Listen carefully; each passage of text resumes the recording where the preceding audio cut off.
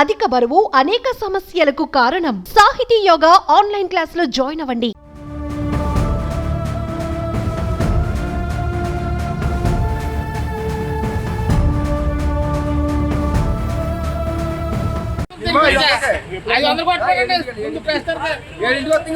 ఆట ఆడిపోయింది 5 కిలోమీటర్లు ఆట అంటే తీసుకొస్తాను కానీ బాటిల్ కొట్టరంటే ఏంటిది చెప్పండి ఇది అలా ఎక్కడ ఉందా 5 కిలోమీటర్లు ఆట ఆడిపోతే ఆట అంటే ఇక్కడ తీసుకురావాలంట కొట్ట ఎలా కొడతారు మరి ఎంతమంది ఉన్నారు ఇప్పుడు కిలో ఎన్ని ఆటోలు ఉంటాయి సుమారు ఎన్ని ఆటోలు ఉంటాయి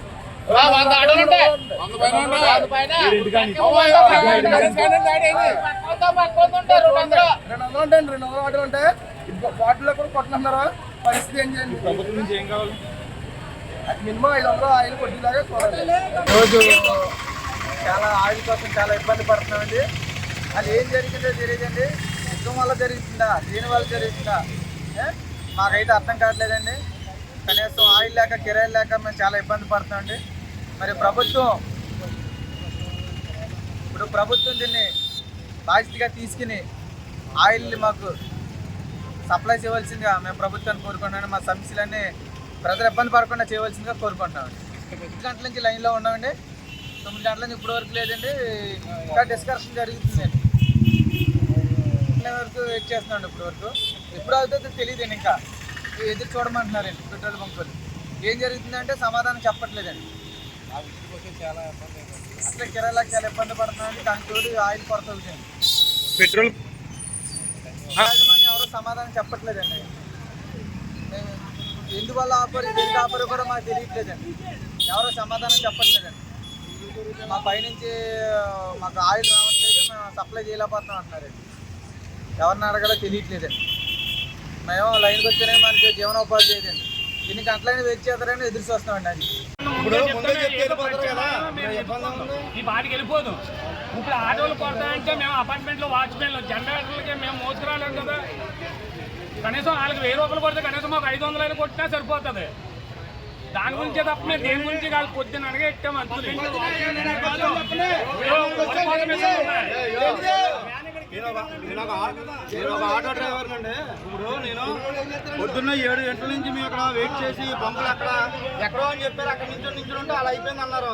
మళ్ళీ ఇక్కడికి వచ్చిన తర్వాత 200 కొడతా అన్నారు. మరి దీనికి ఏం పరిష్కారం? మన ఆటోలు తిప్పుకోవాలా మేము అక్కర్లేదా? ఇప్పటికే ప్రభుత్వాలు పెట్టి మళ్ళీ మా జీవితాలు కూడా పోయినాయి. ఇప్పుడు ఆటోల పరిస్థితి ఏంటో మీరు ప్రభుత్వాలు మీరు ముందుకు రావాలి. మా పరిస్థితులు కూడా మీరు ఆలోచించాలి కదా. ప్రతి ఓళ్ళు కూడా మీరు ఆలోచించండి. ఇప్పుడు మేము ర్యాపిడ్ ఆల్రెడీ ఇబ్బంది అనుభవిస్తూనే ఉన్నాం. ఈరోజు ఫ్రీ బస్సులు వచ్చేసినాయి.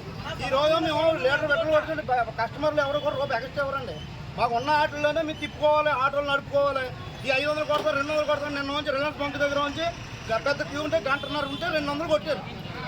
1.5 ఉంటే 200 కొట్టారండి. ఇలా మా పరిస్థితి ఏంటి చెప్పండి. ప్రభుత్వాలు గట్టిగా నిర్ణయం తీసుకొని మీకు ఆటోల గురించి ఎవరు ఆలోచిస్తలేదు. ఎవరో కూడా ప్రతి వాళ్ళు కూడా ఆటో వాళ్ళ గురించి మెయిన్ కూడా ప్రతి వాళ్ళు పట్టించుకోవాలని అధికారులు అస్సలు లేదు. అధికారుల దృష్టిలో మేము ఆటో వాళ్ళు వెళ్ళలేదు. మా పిల్లలు మేము పోయించుకోవాలంటే మేము మా పరిస్థితి ఏంటి మీరు ఆలోచించండి. అందరూ కూడా బంకుల దగ్గరికి అది రోడ్డు కూడా పట్టించుకోవట్లేదు. మా జీవితం కూడా ఇగో 200 రూపాయలకి వెళ్ళే కిరాయి ఈ రోజు 70 రూపాయలు 60 రూపాయలు కూడా వెళ్ళిపోతున్నారు. ఆటో వాళ్ళు ఆపితే మేము ఏమన్నారు తెలుసండి. మేము 5 లక్షలు పెట్టి ఆటో కూడా మా పిల్లలు ఎలా పోయించుకోవాలన్నా మేము ఏదో విధంగా వెళ్ళిపోతామంటే ఇంకా వాళ్ళు ఏమనలేదు. మీరు ఆటో డ్రైవర్గా వదిలేవాల్సి వచ్చే పరిస్థితులు కూడా ఉన్నాయండి. అలాంటి పరిస్థితుల్లో ఈ డీజిల్ కూడా మళ్ళీ కొరత అంటే ఏంటి చెప్తాం చెప్పండి. ఇప్పుడు ఆటో లైన్లో పెట్టుకున్నాం. పొద్దున్న 7 గంటలు పెట్టాం. ఇప్పుడు 200 రూపాయలు అంటే మేము ఏం తోలుకుంటాం, ఏం సంపాదించుకోండి చెప్పండి. మీరు ఆలోచించండి. మీరు ఎక్కడి నుంచి వచ్చారు? రైతులు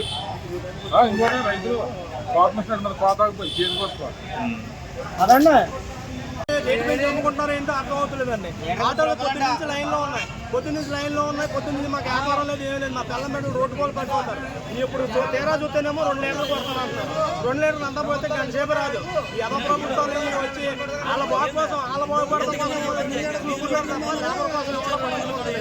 కోసం మరి ఎవడో ఖండించి అడిగి కూడా ఎవడో రాదు లేడు.